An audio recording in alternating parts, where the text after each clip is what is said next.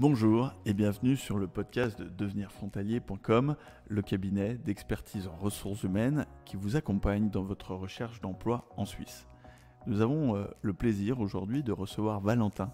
Valentin est un jeune professionnel de l'immobilier que nous avons accompagné il y a maintenant plusieurs mois dans sa recherche d'emploi en Suisse. Valentin, bonjour et bienvenue. Bonjour Antoine, merci pour l'accueil sur ce podcast et surtout merci pour l'accompagnement. Valentin, avant de revenir sur votre parcours et la façon dont Devenir Frontalier vous a accompagné, que pensez-vous de cette nouvelle vie en Suisse? Êtes-vous satisfait de votre rémunération, de vos conditions de travail? Est-ce que l'environnement est vivifiant intellectuellement parlant? Est-ce que vous regrettez ou pas le choix d'avoir traversé la frontière? Bien écoutez Antoine, comment regretter?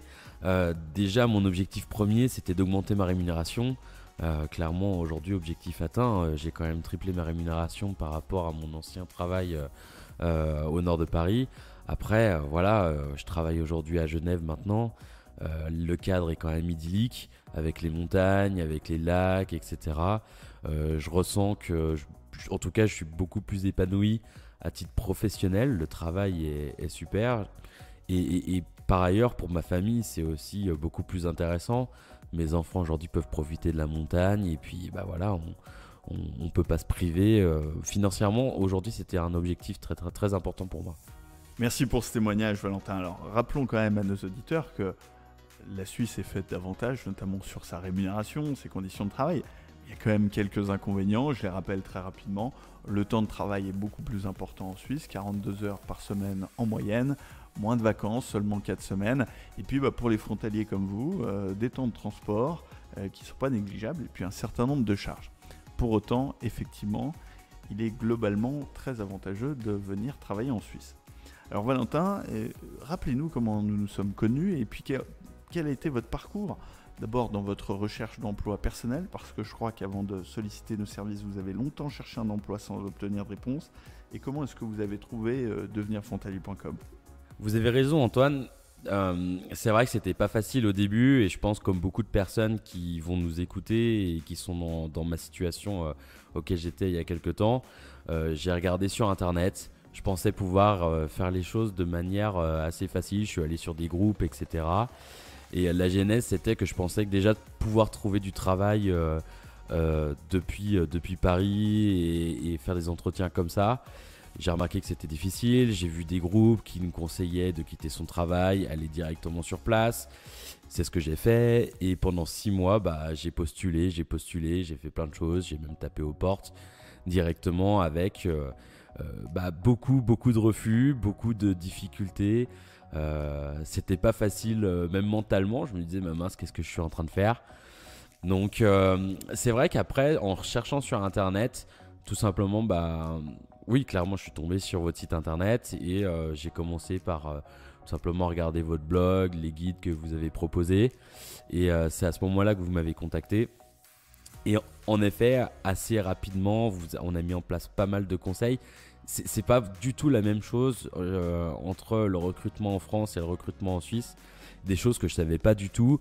Et je pense que c'est même pas je pense. La réalité est telle que j'ai mis en place les actions en commençant par le CV, la façon de se présenter. C'est comme ça que j'ai pu avoir des entretiens pertinents et qui ont pu faire en sorte que je puisse signer mon nouveau travail aujourd'hui auquel je suis clairement épanoui. Valentin, d'abord merci pour ce retour. Aujourd'hui, avec le recul que vous avez, c'est-à-dire des mois de recherche d'emploi, puis un peu d'aide et enfin 1 an et demi d'agent immobilier en Suisse, quels seraient vos 3 conseils pour les futurs travailleurs frontaliers en recherche d'emploi? Clairement, moi, ce qui a été un déclencheur, c'était donc de tomber sur votre site internet et puis de passer par vos ressources très utiles qui sont la correction de CV, le guide pour pouvoir postuler correctement, la formation aussi pour justement se présenter correctement, faire en sorte d'avoir un entretien super top. Le deuxième conseil, c'est de penser que la Suisse c'est exactement comme la France. Pas du tout, c'est vraiment une autre mentalité, c'est une autre façon de travailler et justement passer par le site et comprendre comment ça se passe, ça va déjà vous faire gagner beaucoup de temps et faire en sorte que vous vous sentiez beaucoup mieux mentalement. Et puis surtout, il faut passer la seconde on a tous envie de trouver directement son emploi. Et ça revient au dernier conseil. Moi, je conseille à toutes les personnes qui nous écoutent d'être persévérant et pas se dire tout simplement en 2-3 mois, je vais trouver. C'est quelque chose qui est aujourd'hui possible, mais avec les bons conseils. Maintenant, il faut quand même être persévérant, mais si vous êtes comme moi derrière, vous pourrez être que satisfait.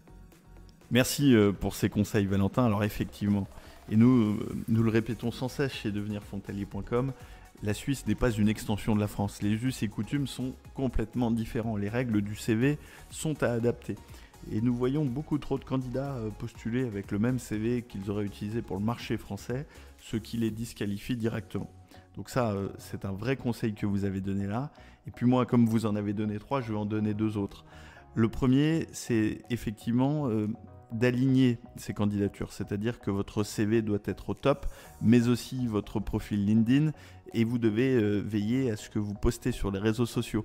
Attention à votre page Facebook et à ce que l'on peut trouver dessus. Et le deuxième conseil que je vais pouvoir vous donner, c'est évidemment de vérifier si votre diplôme est valable en Suisse. Alors dans tout un tas de métiers, il n'y a pas de questions à se poser, mais dans d'autres, je pense aux métiers du secteur de la santé, je pense aux métiers du secteur de la sécurité, vos diplômes ne sont pas forcément reconnus en Suisse et vous devez entreprendre un certain nombre de démarches administratives préalables à votre candidature afin de les faire reconnaître.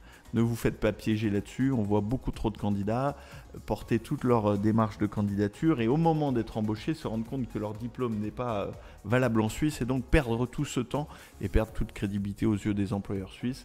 Donc pour avoir plus d'informations là-dessus, je vous invite à vous renseigner notamment sur notre site devenirfrontalier.com.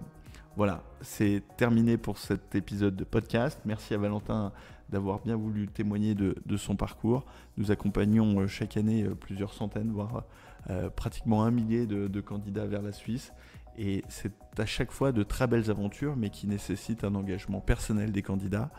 Et donc, nous serons très heureux de vous accompagner dans cette démarche et cet engagement. À bientôt sur devenirfrontalier.com.